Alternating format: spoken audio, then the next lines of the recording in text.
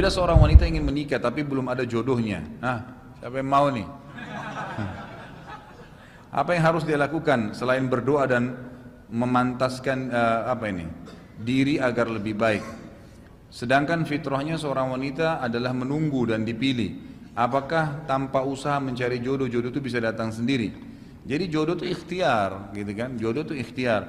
Dibolehkan dalam Islam seorang wanita berdoa kepada Allah. Kemudian bisa juga seorang muslimah, ini bukan aib ya, menawarkan dirinya kepada orang soleh. Itu dibolehkan, bukan aib.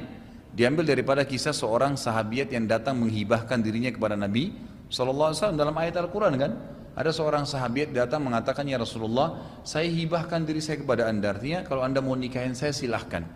Lalu Nabi SAW melihat, Nabi SAW mengatakan, saya nggak ada hajat, sekarang saya nggak butuh nikah.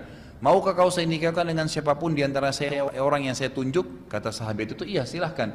Nabi keranin di masjid, kan gitu. Siapa yang mau nikahin wanita ini? Seorang sahabat angkat tangan, saya Rasulullah.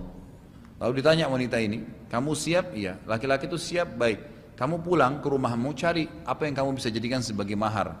Sahabat ini pulang, datang lagi, ya Rasulullah, saya nggak punya apa-apa di rumah. Maksudnya di rumah saya dalam beberapa riwayatnya dikatakan cuma panci yang saya pakai masak, baju yang saya pakai sehari-hari, nggak ada mahar, sesuatu kelebihan harta gitu ya, nggak ada, gitu kan. Lalu Nabi mengatakan, coba pulang walaupun cuma sebuah cincin dari perak.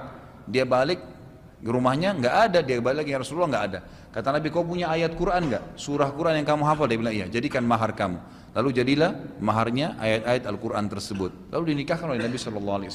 Tapi yang kita ambil jadi saksi bahasan adalah wanita ini menghibahkan dirinya. Menghibah dengan cara yang santun ya. Dalam arti kata memang dia membahasakan, kalau memang berminat untuk menikah, saya bersedia, gitu kan. Itu memang biasa gitu. Kalau di kalangan para sahabat itu biasa, gitu kan.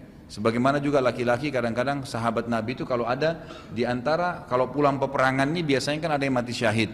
Nah istri-istri mereka itu diperebutkan oleh para sahabat karena mulianya suaminya gitu kan. Artinya suami pertamanya luar biasa gitu kan.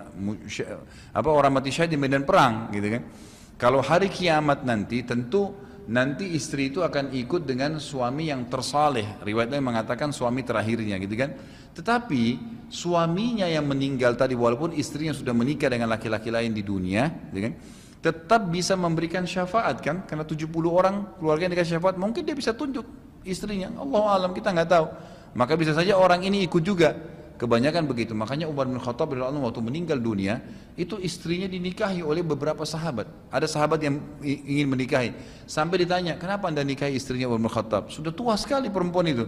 Umar bin Khattab meninggal umur 63 tahun, kalau salah istrinya itu 60 tahun. Dinikahi oleh seorang sahabat, saya lupa namanya siapa, tapi dinikahi. Ditanya, kenapa anda nikahi? Dia bilang, karena saya ingin tahu rahasia sholat malamnya Umar dari dia. Jadi ingin tahu rahasia suami awalnya gitu kan.